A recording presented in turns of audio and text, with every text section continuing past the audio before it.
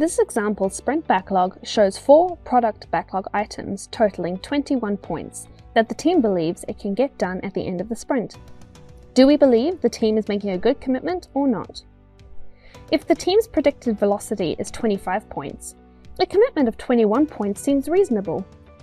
But let's use the task level details to see if the commitment still looks good.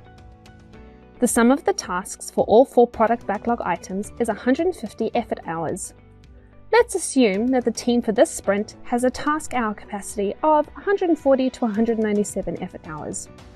A commitment of 150 effort hours seems comfortably safe.